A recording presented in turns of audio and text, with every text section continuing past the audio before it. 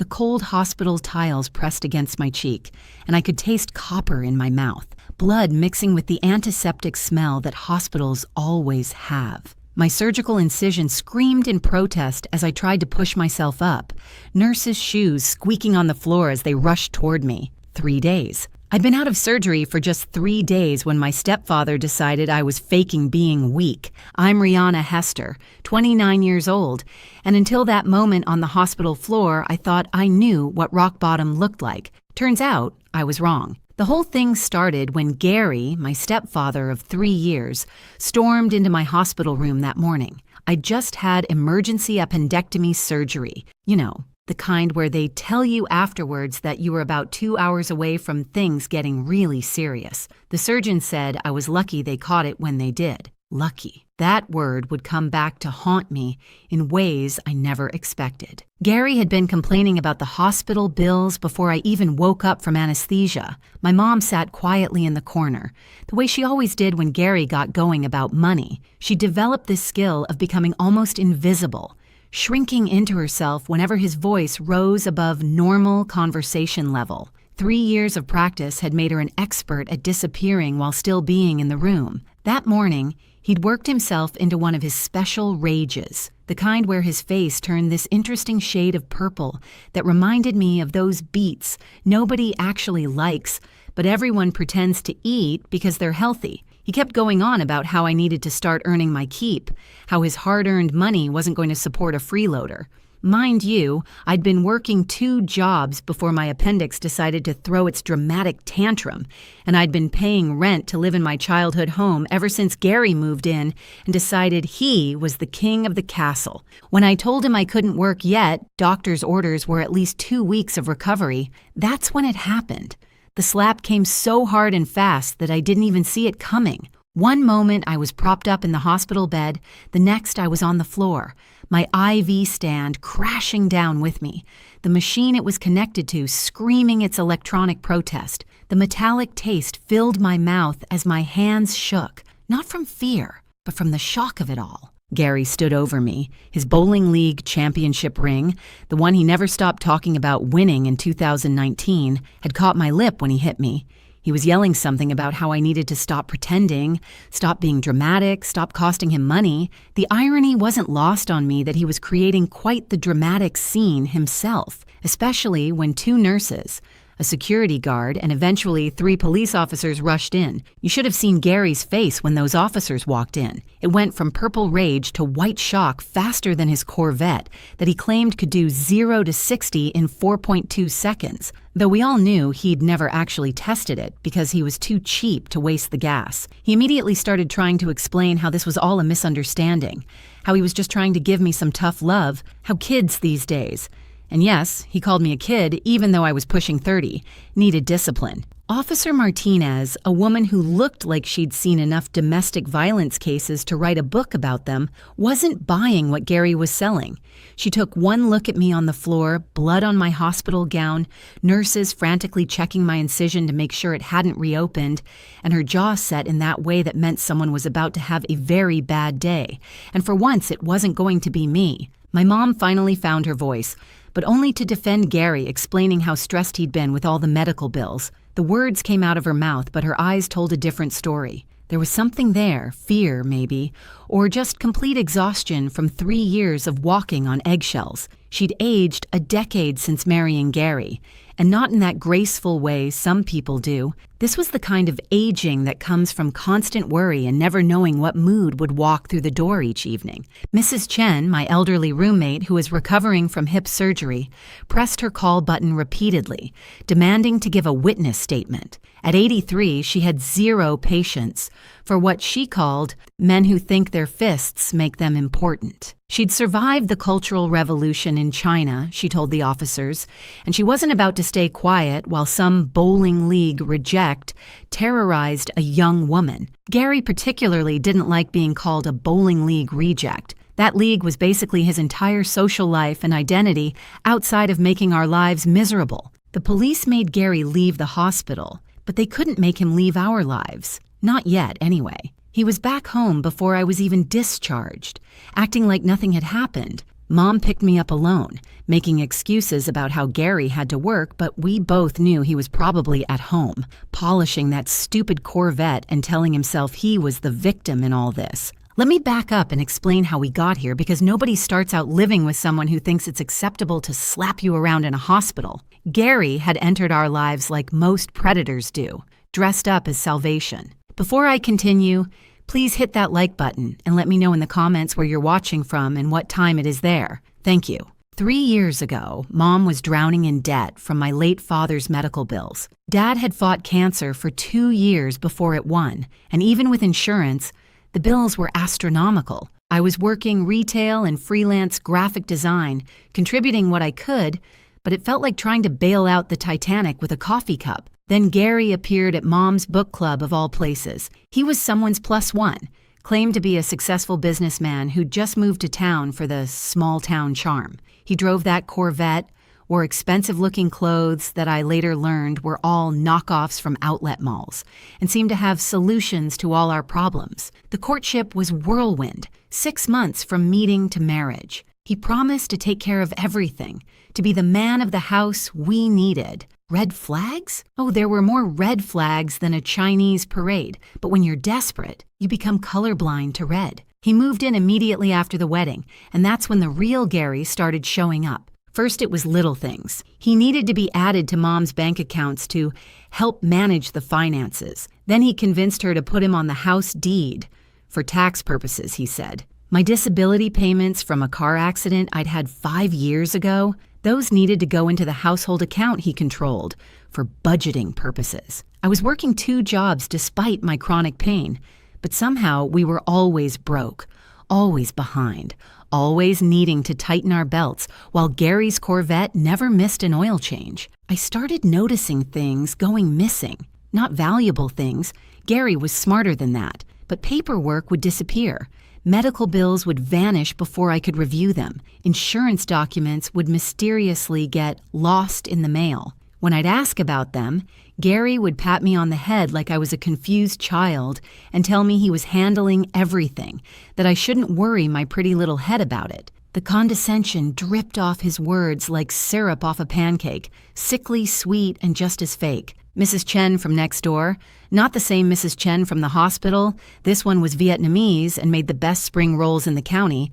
She tried to warn us. She'd seen Gary screaming at Mom in the backyard, seen him punch the wall so hard he left a hole that he made me patch up and paint over. But she was scared too. Gary had a way of letting people know he knew things about them. Where they worked, where their kids went to school, what time they walked their dogs.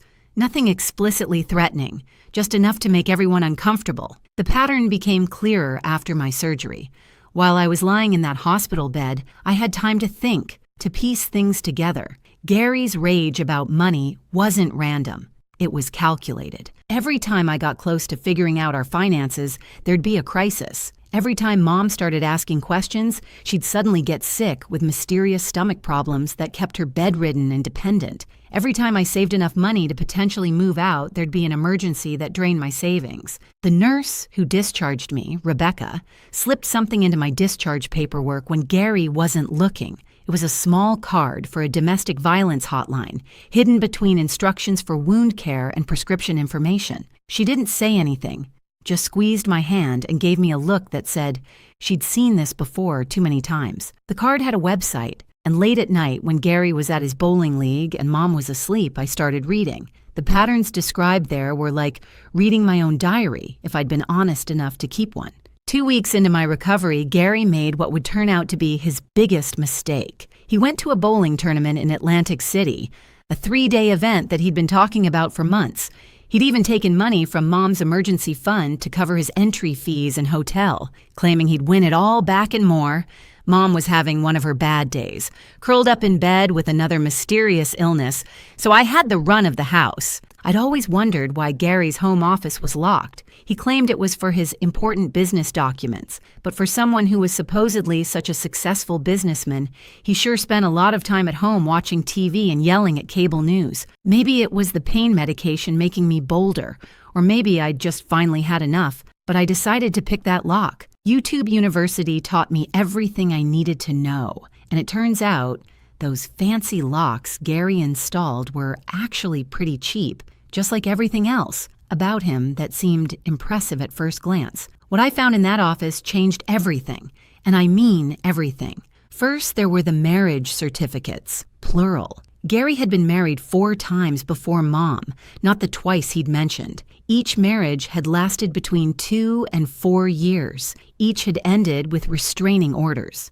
I found the actual documents: Barbara from Ohio, Darlene from Pennsylvania, Susan from New Jersey, and Margaret from Delaware. There was a pattern to the locations too, always moving at least one state away after each divorce, probably to avoid anyone comparing notes. But that wasn't even the worst part. I found paperwork showing Gary had been collecting disability benefits in my name, using my Social Security number. He'd been filing claims I knew nothing about, pocketing the additional money while telling me my benefits had been reduced. There were credit cards in my name I'd never applied for, loans I'd never taken out, my credit score, which I'd been carefully rebuilding after some stupid decisions in my early 20s, was destroyed. And then I found the life insurance policies, 3 of them on Mom, all taken out in the last year, all with Gary as the sole beneficiary. The total payout if something happened to Mom? $2 million. For a woman who'd been healthy as a horse before Gary came along, she'd sure been sick a lot lately. Those vitamins Gary insisted she take every day, the special ones he ordered online because the store-bought ones weren't good enough, I photographed every bottle, every label. If you're still with me at this point in my story, I want you to know how much your support means. Please take a second to subscribe to the channel and hit that like button. The real jackpot was finding Gary's laptop, logged in and wide open. His email was a treasure trove of evidence. Conversations with other women on dating sites where he was still active, still trolling for new victims. His profile claimed he was a widower. Mom wasn't dead yet, but apparently Gary was planning ahead. He described himself as a successful entrepreneur with no kids, looking for a traditional woman who knows how to appreciate a real man.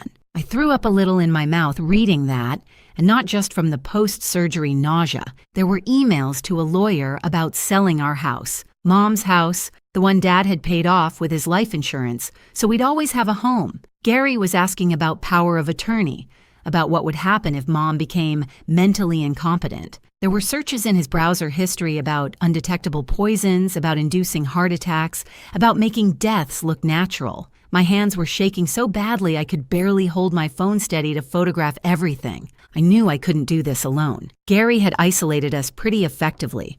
Mom's friends rarely came around anymore. Family members had been pushed away by Gary's rude behavior at gatherings. But I had those names now, those ex-wives, and in 2024, everyone leaves digital footprints. I found Darlene first on Facebook. Her profile was locked down tight, but her profile picture showed her smiling, holding a sign that said, "Survived and thriving." I sent her a message with just Gary's name and a photo of him. Within an hour, she'd responded with 3 words that told me everything. He got another. Our first phone call lasted 3 hours. Darlene's story was eerily familiar. The whirlwind romance, the financial control, the mysterious illnesses, the isolation. She'd gotten out when she caught him putting something in her coffee. She couldn't prove it was poison, but she knew. The divorce had been brutal. Gary had tried to claim she was crazy, but she'd had enough documentation to get a restraining order and keep her house, barely. Darlene had stayed in touch with Barbara and Margaret. Susan had passed away, officially a heart attack, but Darlene had her doubts. Within a week, we had a group chat going, sharing evidence, comparing timelines. The patterns were undeniable. Gary even used the same lines on all of us, the same tactics, the same escalation timeline. We started calling ourselves the Gary Survivors Club, which sounds funnier than it felt at the time. Margaret, who was a paralegal, started helping me understand what kind of evidence would hold up in court. Barbara, who'd become an advocate for domestic violence survivors, knew all the resources, all the right people to call.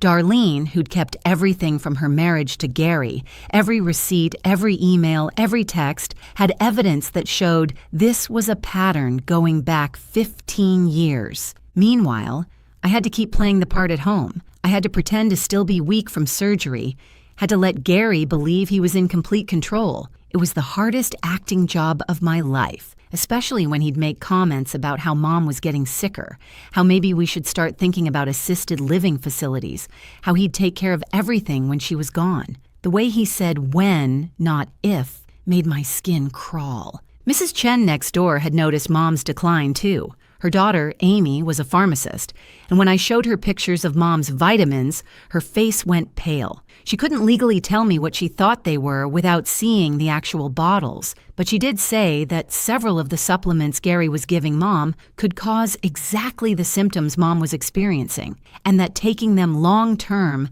could cause organ failure. We needed more proof, and we needed it fast. Mom was getting weaker every day, and Gary was getting bolder. He'd started talking about a cruise he wanted to take with Mom, just the two of them, somewhere international where, as he put it, anything could happen. The way he said it made everyone in our survivor group chat agree.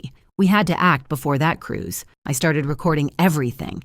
Every conversation, every meal where Gary insisted on preparing Mom's food himself, every time he gave her those vitamins. I bought tiny cameras online, the kind that looked like phone chargers or smoke detectors. I hid them everywhere, the kitchen, the living room, Gary's office, even one in their bedroom disguised as a digital clock. What I captured would have been funny if it wasn't so terrifying. Gary, when he thought he was alone, would practice conversations. He'd stand in front of the mirror rehearsing what he'd say to police when Mom died. He'd practice crying, actually practicing fake tears like some kind of community theater reject. He'd count money that didn't exist yet, making plans for after his tragic loss. He even practiced his dating profile updates for after an appropriate mourning period, which, according to his timeline, would be about 3 weeks. The bowling league provided an unexpected break. Gary had been borrowing money from his teammates for a sure-thing business investment. He'd convinced 6 guys to give him their retirement savings, promising to triple their money in 6 months. The paperwork he showed them was completely fake. I know because I found the templates on his computer right next to tutorials on how to forge financial documents and best states for bigamy laws. Not exactly subtle, our Gary. 3 months after the hospital incident, Gary made his move. He came home from bowling league one Tuesday night with papers, legal documents that would give him power of attorney over Mom's medical and financial decisions. He claimed it was just a formality, something the lawyer recommended since Mom had been so sick lately. The timing wasn't coincidental. Mom had been particularly ill that week after Gary increased her vitamin doses, claiming flu season was coming and she needed extra protection. I was sitting at the kitchen table, still playing the part of the weak, recovering stepdaughter. Gary pushed the papers toward me, along with a pen that probably cost more than he'd ever spent on Mom's birthday presents combined. He wanted me to witness Mom's signature, said it would be better if family verified she was of sound mind when she signed. The irony of him caring about appearances of legitimacy while slowly poisoning my mother wasn't lost on me. Mom's hand shook as she reached for the pen.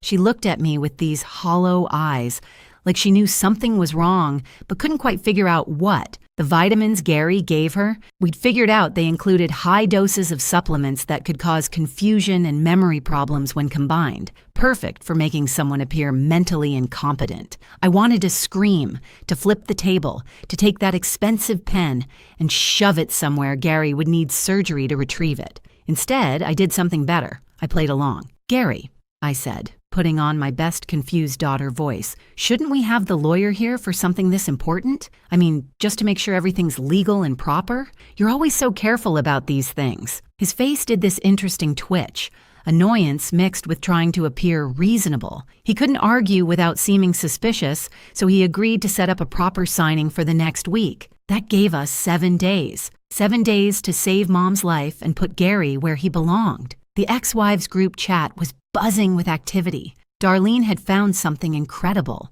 Gary had done this exact same power of attorney move with Margaret, right before she'd had her accident that left her hospitalized for weeks. The accident that made Gary her medical decision maker, right up until Margaret's sister flew in from Seattle and raised hell with the hospital administration. Barbara remembered something similar, though in her case, it had been about property transfer. We were mapping out Gary's playbook, and it was like reading a serial killer's handbook, except instead of murder, it was slow-motion financial and emotional assassination. I need to tell you about the bowling league discovery that changed everything. Remember those teammates Gary had scammed? Well, one of them, Big Eddie, and yes, that was really his name, all 300 pounds of him, had a nephew who worked in IT security. This nephew, Tyler, was one of those guys who could probably hack into the Pentagon, but chose to use his powers for good mostly. When Big Eddie found out his retirement money was gone, really gone, not invested in some magical startup, Tyler got involved. Tyler did some digging and found that Gary had been running the same scam in every state he'd lived in. We're talking about millions of dollars over 15 years, dozens of victims. But here's where it gets interesting. Gary wasn't smart enough to hide his digital trail. He used the same passwords for everything. Gary bowls 300 because of course he did. The same email variations, the same fake business names. Tyler documented everything, created a file that would make the FBI weep with joy at how easy their job was about to become. Meanwhile, at home, things were escalating. Gary announced he'd booked that cruise. 2 weeks in the Caribbean, just him and Mom leaving in 10 days. He'd already arranged for me to stay with an aunt I hadn't spoken to in years, claiming I needed family support while they were gone. The aunt, when I called her, had no idea what I was talking about. Gary had made the whole thing up, probably planning to claim I'd run away or something worse while they were gone. The cameras I'd hidden were capturing gold. Gary on the phone with someone, discussing how the situation would be resolved soon and how the insurance payout would make everything worthwhile. Gary grinding up pills and mixing them into Mom's protein shakes, the ones he insisted she drink for strength. Gary practicing his grieving widower act got more elaborate. He'd even bought a black suit, which he tried on while practicing his eulogy for Mom. The man was rehearsing her funeral while she was still alive, sleeping in the next room. If it wasn't so horrifying, it would have been absurdly comedic, like a villain in a bad Lifetime movie. The night before Gary's planned power of attorney signing, we made our move. It had to be coordinated perfectly. The FBI for the interstate fraud, Adult Protective Services for Mom, the local police for the assault and attempted murder, and even the IRS, because guess who hadn't been paying taxes on all that stolen money? The bowling league provided the perfect opportunity. Thursday night was championship playoffs, and Gary wouldn't miss it for anything. He'd been practicing his hook release for weeks, boring anyone who'd listen with details about pin carry and oil patterns. He left the house at 6:30, kissing Mom on the forehead in a gesture that would have seemed sweet if I hadn't seen him put something in her afternoon tea an hour earlier. At 7 o'clock, our house turned into something from a crime procedural. FBI agents, local police, social workers, and paramedics all arrived simultaneously. Mom was confused but cooperative as they took her to the hospital for evaluation and treatment. The vitamins were seized for testing. The computers, the documents, everything in Gary's office was boxed up as evidence. Mrs. Chen from next door stood on her lawn, openly videoing everything on her phone while providing commentary in Vietnamese to what I assume was every relative she had back in Saigon. At the bowling alley, a different scene was unfolding. The FBI agents waited until Gary was mid-frame. He'd just thrown what would have been a strike, his form perfect. That stupid championship ring glinting under the cosmic bowling lights. They let him finish the frame. Law enforcement can be petty too, and I appreciated it, before approaching. The entire league got to watch as Gary was read his rights, handcuffed, and walked out past the shoes rental counter.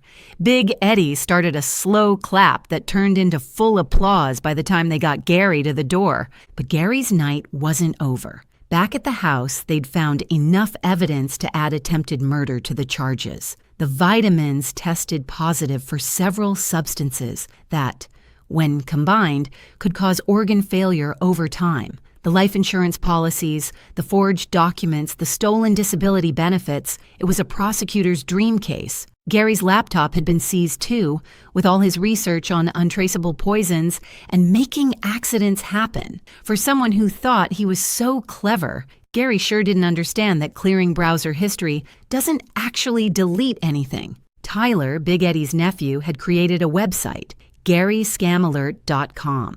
Within hours of Gary's arrest, it went live with photos, documentation, and victim testimonials. The bowling league teammates weren't just angry about their money. They were furious about being made fools of. These were proud men who'd worked their whole lives, saved carefully, and Gary had played them like a fiddle. The website crashed 3 times that first night from all the traffic. Gary's arrest made the 11 o'clock news. The headline read, "Local man arrested in multi-state fraud and attempted murder scheme," which really didn't capture the full pathetic nature of his crimes. By morning, it had gone viral on social media. Someone at the bowling alley had filmed the arrest, and the video of Gary trying to explain to the FBI agents that this was all a misunderstanding while wearing those ridiculous bowling shoes became an instant meme. His workplace, oh yes, Gary actually did have a job, selling used cars at a dealership that advertised heavily during daytime TV, fired him via text message while he was still in custody. His boss later told reporters that Gary had been their worst salesperson anyway, spending most of his time trying to run side schemes with customers' trade-ins. The dealership actually saw an increase in sales after firing Gary, with customers specifically saying they'd stayed away because of him. The dating sites were brutal. The Gary Survivors Club had made sure his profiles were updated with his mugshot and a helpful note about his arrest. Women who'd been talking to him started sharing their conversations online. One woman posted that he'd asked her for a loan on their second date to help with his sick mother's medical bills. His sick mother had been dead for 15 years.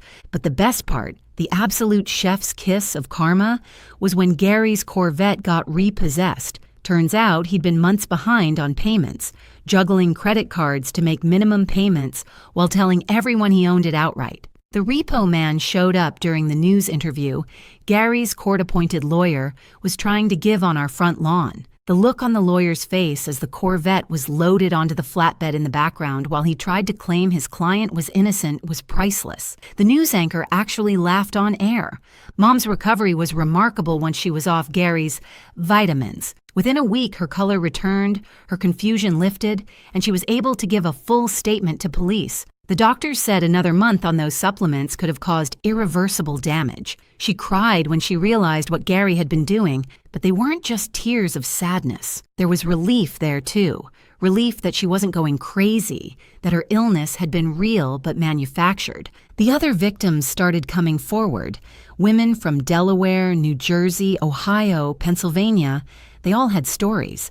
The FBI created a dedicated tip line that received over 200 calls in the first week. Gary's pattern was so consistent it was almost boring. Find vulnerable women, marry them, or move in, take control of finances, slowly poison them while setting up life insurance, then cash out. The only reason more women weren't dead was that Gary usually got impatient and sloppy, leading to divorces instead of funerals. The bowling league formally banned Gary for life, which might seem minor compared to the federal charges, but for Gary, it was devastating. His lawyer actually had to prevent him from calling the league president from jail to plead his case. The league went further. They created the Gary Rule, requiring financial background checks for anyone borrowing money from the league's loan fund. Big Eddie got to announce it at the next tournament, to standing ovation. Local Facebook groups had a field day. Gary's mugshot became the profile picture for a group called Surviving Springfield's Worst, where people shared stories of his various scams over the years. The woman who ran the diner posted that he'd never tipped, always complained to get free food, and once tried to pay with a check from a closed account. The librarian shared that he'd stolen DVDs and tried to sell them at the pawn shop. Even his barber chimed in, saying Gary always tried to negotiate the price of a $15 haircut. The trial was almost anticlimactic after everything else. Gary's lawyer tried to argue for mental incompetence, which was ironic considering how he'd tried to have Mom declared incompetent. The prosecutor, a wonderful woman named Patricia, who wore pearls and had a voice like honey over broken glass, systematically destroyed every defense. She had receipts, literally and figuratively. The evidence was so overwhelming that the jury deliberated for less than 2 hours, and that included lunch. 15 years. That's what Gary got. 15 years for fraud, attempted murder, assault, identity theft, and a handful of other charges that the judge rattled off like a grocery list. Gary tried to make a statement about being misunderstood, about how he'd only wanted to take care of his family, but the judge cut him off mid-sentence. "Mr. Peterson," she said, "the only thing you've taken care of is yourself, and you didn't even do that well." Mom got the house back free and clear, plus damages from the civil suit. The other victims got settlements too, though for some, the money couldn't undo the damage to their health and trust. We used part of the settlement to completely redo the house, starting with Gary's office, which we turned into a craft room where Mom now makes quilts for the women's shelter. Every quilt is a small act of reclaiming her space and her life. I started working with a domestic violence advocacy group, sharing my story and helping other families recognize the signs of financial and medical abuse. It's amazing how many people think domestic violence is just about physical hitting. Gary hit me once, yes, but the real violence was the slow,